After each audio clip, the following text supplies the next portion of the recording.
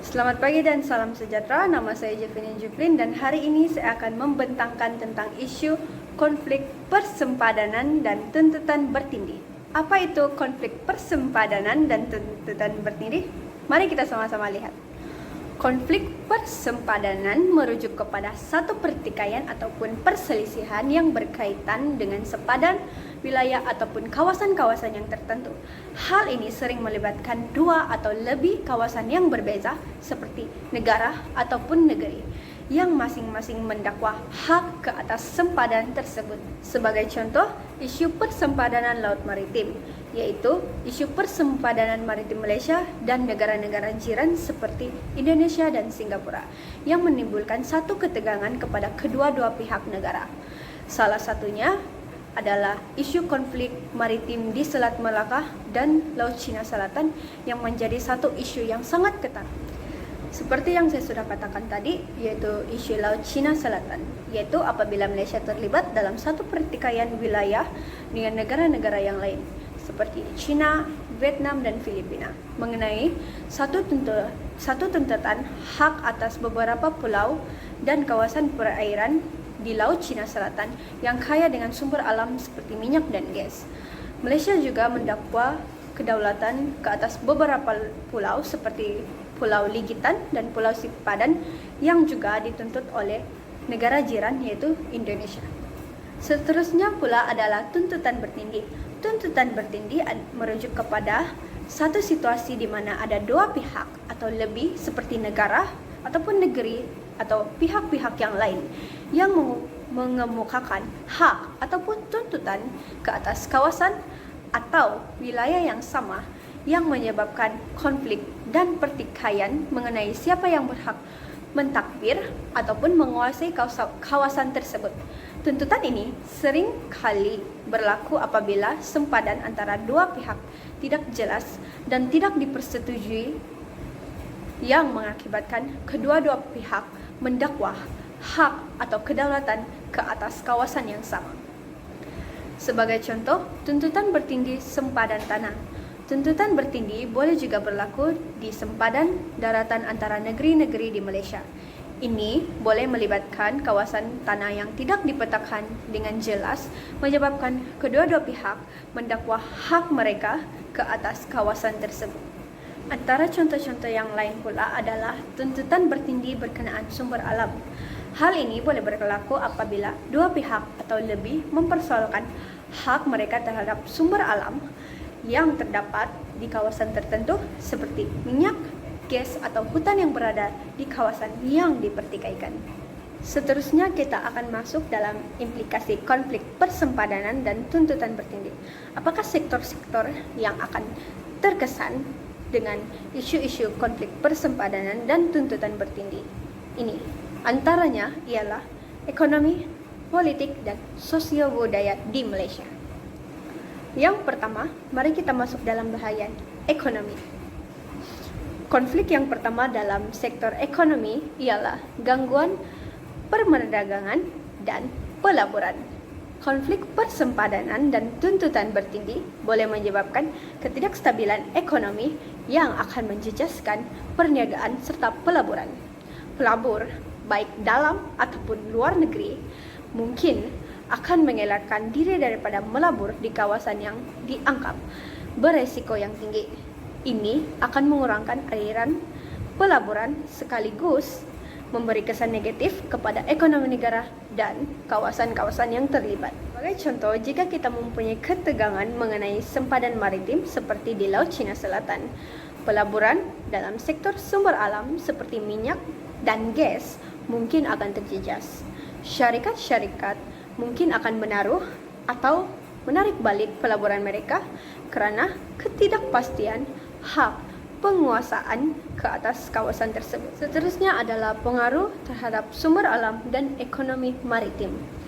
Malaysia mempunyai kawasan maritim yang kaya dengan sumber alam seperti minyak dan gas. Konflik persempadanan dan tuntutan bertindih yang berlaku di kawasan ini dapat menggugat eksploitasi dalam sumber-sumber ini.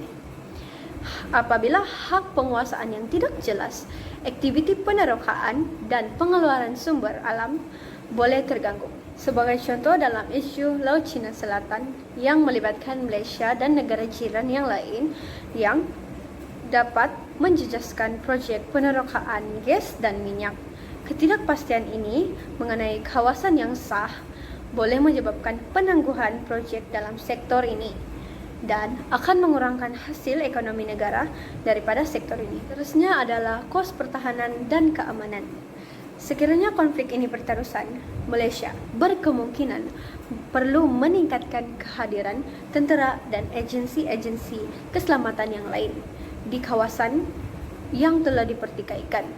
Ini akan menyebabkan peningkatan perbelanjaan untuk pertahanan dan keselamatan yang seterusnya akan mengalihkan sumber keuangan yang sepatutnya digunakan untuk pembangunan ekonomi ataupun pembangunan yang ada di Malaysia ke arah perbelanjaan untuk ketenteraan. Sebagai contoh, di kawasan sempadan Malaysia, yaitu di antara Sabah dan Filipina, Malaysia terpaksa memperuntukkan lebih banyak dana untuk memastikan keselamatan di kawasan tersebut yang melibatkan tuntutan wilayah Sulu. Perbelanjaan ini sangat memberi impak kepada ekonomi negara kerana tumpuan akan beralih kepada pembangunan kepada keselamatan yang ada di sana. Seterusnya, kita akan masuk dalam sektor politik. Yang pertama adalah ketegangan politik dan hubungan antara bangsa. Konflik persempadanan ini dan tuntutan bertindih boleh menyebabkan ketegangan antara Malaysia dan negara jiran.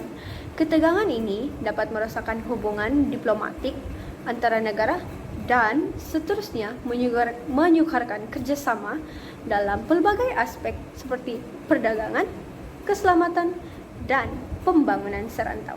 Sebagai contoh, jika berlaku pertikaian antara sempadan Malaysia dan negara jiran seperti Indonesia ataupun Filipina, hubungan dua hala antara negara-negara ini berkemungkinan akan terjejas. Jika konflik ini berterusan, maka ia boleh memberi kesan kepada kerjasama dalam organisasi serantau seperti ASEAN. Seterusnya adalah kestabilan politik dalam negeri. Isu sempadan ini dan tuntutan bertindih boleh mempengaruhi kestabilan politik dalam negeri. Isu ini boleh dimanipulasi oleh parti-parti politik untuk mendapatkan sokongan dengan masing-masing saling menuduh antara satu sama lain atau menuduh pihak lawan yang akan gagal menyelesaikan masalah sempadan. Hal ini boleh membawa kepada polarisasi politik dan menambahkan ketegangan dalam politik domestik. Sebagai contoh, sekiranya kerajaan gagal menangani konflik persempadanan ini, pihak pembangkang mungkin akan mengambil kesempatan untuk mengkritik dan mendakwa kerajaan yang tidak berupaya menjaga kedaulatan yang ada dalam negara. Ini boleh menyebabkan ketegangan politik dalam negara. Seterusnya adalah pengaruh terhadap perpaduan nasional. Konflik yang melibatkan sempadan dan tuntutan bertindih juga boleh memberi kesan kepada perpaduan nasional, terutamanya jika isu ini melibatkan identiti wilayah ataupun etnik. Ketegangan sosial dan politik mungkin berlaku dan mempengaruhi keharmonian di dalam kalangan rakyat, terutamanya di kawasan yang terlibat tentang konflik persempadanan ini. Sebagai contoh, sekiranya terdapat ketegangan di Sabah yang terlibat dengan tuntutan wilayah Sulu daripada Filipina, ia boleh mengganggu perpaduan antara komuniti yang berbeza di kawasan tersebut. Penduduk tempatan mungkin terbahagi kepada kelompok yang menyokong pihak-pihak tertentu yang akan menyebabkan perpecahan dalam masyarakat. Akhir sekali kita akan masuk dalam sektor sosio-budaya yang ada di Malaysia. Aplikasi pertama kepada sosio-budaya adalah perpecahan sosial dan ketegangan etnik. Konflik persempadanan dan tuntutan bertindih ini boleh meningkatkan ketegangan di dalam kalangan masyarakat yang tinggal di kawasan yang terlibat. Ini berpotensi menyebabkan perpecahan sosial dan ketegangan etnik, terutamanya jika isu itu melibatkan ataupun berkaitan tentang identiti budaya ataupun etnik tertentu. penduduk yang terjejas mungkin akan merasa terpinggir ataupun dipinggirkan, yang boleh mencetuskan perasaan yang tidak puas hati. Sebagai contoh, di Sabah, isu tuntutan wilayah Sulu oleh Filipina boleh menyebabkan ketegangan antara etnik Sabah dan pendatang luar yang terlibat dalam konflik tersebut. Sekiranya pihak tertentu menganggap isu ini sebagai ancaman kepada identiti ataupun hak mereka, ia boleh meningkatkan ketegangan sosial dan memecah belahkan hubungan etnik di kawasan tersebut. Indikasi yang seterusnya adalah peningkatan rasa ketidakpuasan ataupun kehilangan kepercayaan. Ketegangan yang berlaku akibat konflik persempadanan dan tuntutan bertindih ini boleh menyebabkan ketidakpuasan hati di kalangan rakyat, terutamanya jika mereka merasakan bahwa kerajaan gagal melindungi hak dan kedaulatan negara. Ketidakpuasan ini boleh menyebabkan kehilangan kepercayaan terhadap institusi-institusi negara, termasuklah institusi keselamatan dan pentakdiran. Contoh, sekiranya konflik sempadan melibatkan kawasan-kawasan yang mempunyai banyak penduduk tempatan yang terjejas, mereka mungkin merasakan suara mereka tidak didengari oleh kerajaan. Ini boleh menyebabkan mereka hilang kepercayaan kepada sistem politik dan institusi yang ada, dan boleh mencetuskan perasaan tidak puas hati yang sangat mendalam. Seterusnya adalah perubahan dalam kehidupan sosial dan tradisi. Konflik sempadan yang berlarutan boleh mengubah cara hidup komuniti yang tinggal di kawasan yang terlibat.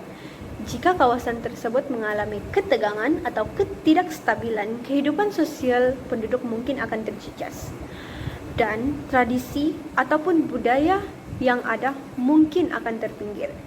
Aktiviti harian yang biasa dilakukan oleh penduduk-penduduk di sana seperti pertanian, pelancongan mungkin akan terganggu dan mengubah dinamika sosial mereka.